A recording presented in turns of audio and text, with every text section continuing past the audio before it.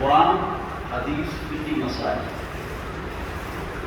ایک بار ہمارا قرآن مکمل ہو گیا، دوبارہ ہم نے شروع کیا 5واں پارہ ہے، اور حدیث میں مشکات شریف کا درس ہوتا ہے. عید کے دن سوال و جواب فقہی مسائل کا درس ہوتا ہے. آج بھی کسی موضوع پر گفتگو کریں گے.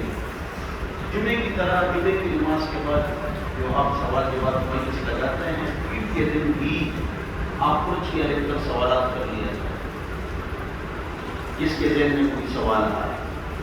آج جو ہمارا سبق ہے یہ حدیث ہے. حضور اکرم صلی اللہ علیہ وسلم کے ارشاد ہے،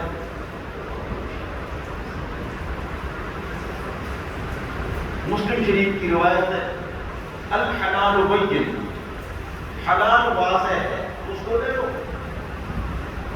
والحرام بین، اور حرام واضح ہے تو اس سے بچو.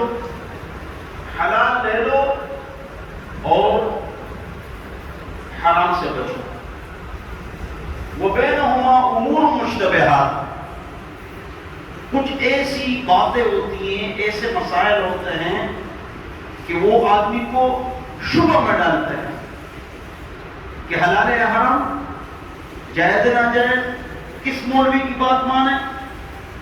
لا يعلمها كثير من الناس، حلال واضح حرام واضح، لیکن کچھ ایسے امور ہوتے ہیں کہ آپ اس کی یہ مثال دے سکتے ہیں کہ ایک مفتی صاحب نے کہا یہ حلال ہے، ایک نے کہا یہ حرام ہے، تم حرام والے کی بات مانو.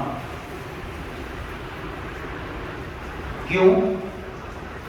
فَمَنِ اتَّقَى الشُّبْهَاتِ فَقَدِ اسْتَبْرَأَ لِدِينِهِ وَعِرْضِهِ، اس کا دین بھی محفوظ ہو گیا، اس کی عزت بھی محفوظ ہو گئی. یہ پرانے زمانے میں جو مولویوں نے پیسے جمع کیے تھے لوگوں سے، مضاربہ، اسکینڈل،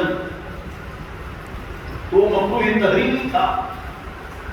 منہ سے اور اسٹامپ پیپر سے ان کی بات ٹھیک تھی، منہ سے اور اسٹامپ پیپر سے ان کی بات ٹھیک تھی، لیکن حقیقت میں تو ٹھیک نہیں تھی. کارخانے اتنے تھے، مال اور ابھاؤ تھا، جو نئے پیسے آتے تھے پرانے ساتھیوں کو دیتے تھے.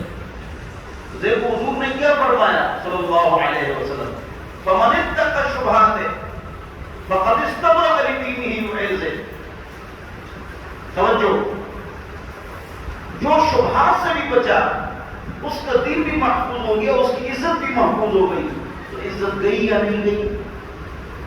مولویوں کی، دیوبند کی، تبلیغ کی، تینوں مارے ہیں. آپ سب حضرات اور آپ جو ہمارے محلے کے، میں آپ کے عجیب بات سناتا ہوں محلے داروں کو، یہ جو بڑا حال ہے اس میں نے سب کو جمع کیا. مولوی ابراہیم، مفتی اسامہ، عمر علی کا، اور ایک قاری صاحب کے بہت مشہور اٹک کے، وہ جمع کیا. میں نے جھولی پھیلائی کہ ہم غریب بے عزتی آنے والی، یہ کام مت کرو. آپ کے پاس بیلنس شیٹ ہی نہیں ہے، اربوں کا کاروبار ہے، بیلنس شیٹ نہیں ہے، لیکن مت کرو. بہت بڑی ان کی دعوت، وہ نہ مانے اور جو کچھ ہوا تو آپ نے. حضور فرماتے ہیں صلی اللہ علیہ وسلم، حلال لے لو، حرام سے بچو، دونوں بات ہے. لیکن جب آپ کو ایک چیز شبہ میں ڈالے، اس لیے حدیث میں آتا ہے اتقوا الربا والریبا، سود سے بھی بچو لیکن سود کے شک سے بھی بچو. اتقوا الربا والریبا، ریبا شک کو کہتے ہیں، ربا سود کو کہتے ہیں. تو اس سے بچو. تو جو چیزیں آپ کو شبہ میں ڈالے، حلال یا حرام، جائز ہے نہ جائز ہے، کس مولوی کی بات مانے، بچو. اذا اجتمع الحلال والحرام غلب الحرام، جب حلال اور حرام جمع ہو جائے، حلال ہے حرام ہے، آپ حرام کو ترجیح دے اور اس سے بچیں. تو بہرحال یہ حضور اکرم صلی اللہ علیہ وسلم کی حدیث ہے. اگلی حدیث بھی مسلم شریف کی ہے. کیا؟ یأتی علی الناس زمان، ان قریب لوگوں پر ایسا زمانہ آنے والا ہے لا یبال المرء، آدمی پرواہ نہیں کرے گا امن الحلال اخذ ام من الحرام، حلال کھانا ہے حرام پر پیسے جمع کرے گا. آج یہی زمانہ ہے. حلال حرام ہے بس من کے رکھ نب کے رکھ.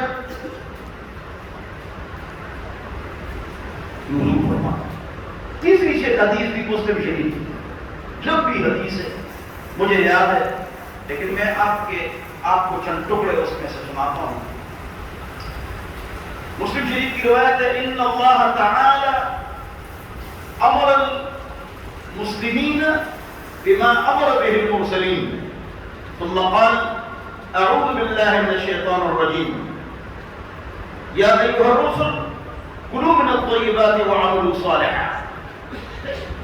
ثم ذكر الرجل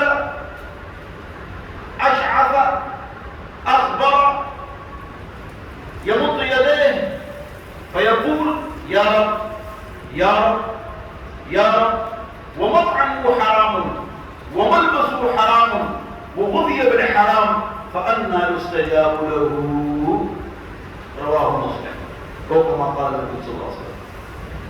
اللہ تعالیٰ نے مسلمانوں کو وہ حکم دیا ہے جو انبیاء کو دیا ہے.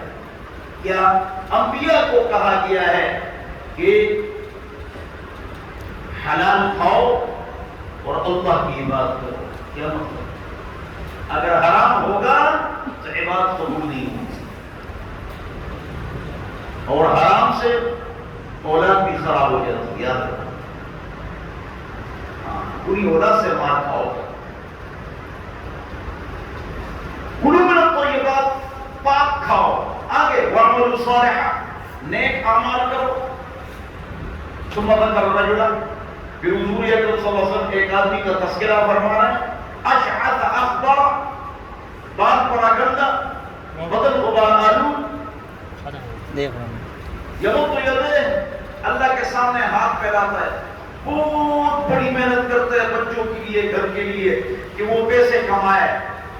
بال پراگندہ ہیں، جسم غبار آلود ہے. کام حرام ہے، سود ہے، رشوت ہے، حرام ہے، جھوٹ ہے، جھوٹی قسم ہے. تو فرماتے ہیں وہ حرام کما کر محنت کرتا ہے، ہاتھ اٹھاتا ہے. یمد یدیہ، ہاتھ اٹھاتا ہے اور کہتا ہے یا رب یا رب یا رب. کھانا حرام، پینا حرام، وملبسہ حرام، کپڑا حرام، وغذی بالحرام، اور اس کو حرام سے غذا دی گئی. فأنى يستجاب له، تو اس کی دعا کہاں قبول ہو؟ تو اللہ تعالی ہم سب کو حرام سے بچائے. ہاں 100 میں سے آدھا آدمی حرام سے بچے اور دینداروں کے لیے مشکل ہے. اور 100 آدمیوں میں سے آدھا آدمی ہو تو بچے. یہ خطرناک ہے. اس چھوٹی عید کو ایک واقعہ پیش آیا، پہلے بھی آیا ہے. محلے کے ایک آدمی نے یہاں بیٹھے ہوئے، اس نے مجھے 775-70 روپے دیے کہ مفتی صاحب یہ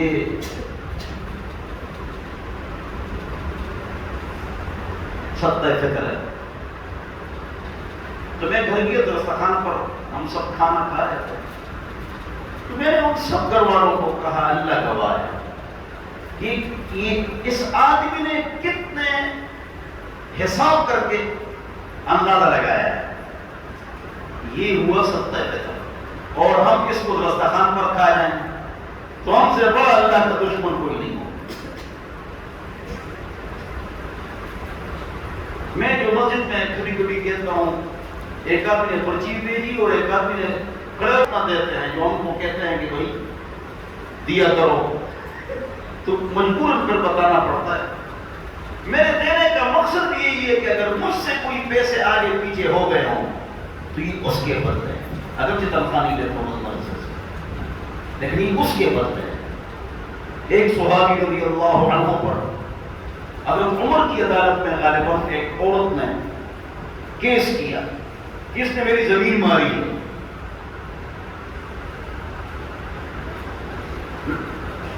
بات چلتی رہی اللہ کبھی بیشی معاف فرمائے.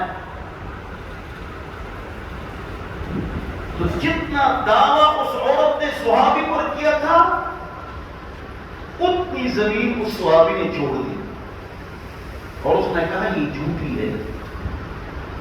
لیکن اب جو دعویٰ کر رہی ہے تو میں یہ زمین چھوڑ رہا ہوں. اور میں نے حضور سے یہ حدیث سنی ہے من اخذ شبرا من ارض اخیہ طوقہ اللہ 7 ارضین یوم القیامہ. جو آدمی کسی مسلمان بھائی کی ایک بار اس زمین کو قبضہ کرے گا ناجائز قیامت کے دن اس کے گلے میں 7 زمینوں کا توق ڈالا جائے. تو میں نے اتنی زمین چھوڑ دی ہے لیکن تاکہ میں اس حدیث کی وجہ سے میں ڈرتا تھا کہ حضور نے جو یہ حدیث سنائی تھی صلی اللہ علیہ وسلم تو میں تو اتنی زمین چھوڑ چکا ہوں لیکن پھر بھی چھوڑتا ہوں. چلو ٹھیک صحیح ٹھیک یہ بھی ہے. تو صحابہ اتنے ڈرتے ہیں اور کسی کے حق پر پیر رکھنا یہ نہایت آسان کام ہے.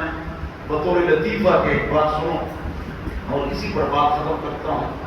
شملہ پہاڑی بڑاباد میں اوپر اچھی جگہ ہے. وہاں مجھے کسی نے 1 کنال جگہ دی. کرنل رشید صاحب نے بھی انتقال فرمانے پھر اس پر اچھا سا ادارہ بناؤ. تو مجھے لوگوں نے دیے تو میں اپنے شاگردوں کو دیتا ہوں یہ تم بناؤ یہ تم بناؤ. جو بڑاباد کا ہو بڑاباد کی شاگردوں کو جگہ دی جو جہاں ہو ان کو دیتا ہوں. کتنا بڑھ اور بہت روپے بنتا ہے. اپنے شاگرد جو فارغ ہوتے ہیں یہ تم لے لو یہ ادھر بنا دو. مدرسے کی چیز ہوتی ہے. تو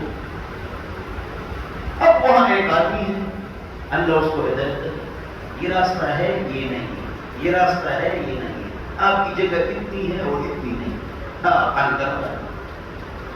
میں نے کہا کافروں سے تو لڑ سکتے ہیں لیکن آپ سے نہیں لڑ سکتے. کیا ہے یہ تو یہ کرو اس میں آپ کی کتنی زمین ہے جب یہ ساری زمین ہمارے یہ تھی کاغذات ہے تو یہ تو مطلب ہم کو زمین دے تو وقت کم کرو یا جس جو جگہ آپ کی ہے وہ لے لو باقی ہم کو دے دو. تو اس دن میں کیا تو میں نے کہا یار ایک کام کرو تم یہ کوئی زمین نہیں ہے تو کاغذات دے رہو تم اپنا گھر اس پر بنا دو. چلو بس گھر بنا دو. ایسے ہم کو درد سر ہمارا بنایا ہوا ہے آپ نے ایسے لوگ ہوتے ہیں. کہ میں نے مسجد بنانے نہیں دینی مسجد نہ بن جائے. تو میں نے کہا چلو مدرسہ بنا پھر کہ وہ بھی نہیں بنا. اب کیا تم سے لڑائی کرتے یہ لوگ ایسے لوگ بھی دنیا میں پائے جاتے. اور ایک صحابہ ہوتے اللہ اللہ تعالیٰ ہم سب کو حلال کی توفیق نصیب فرمائے. حرام سے اللہ تعالیٰ ہم سب کو محفوظ فرمائے. وآخر دعوانا آمین وصلی اللہ علیہ وسلم.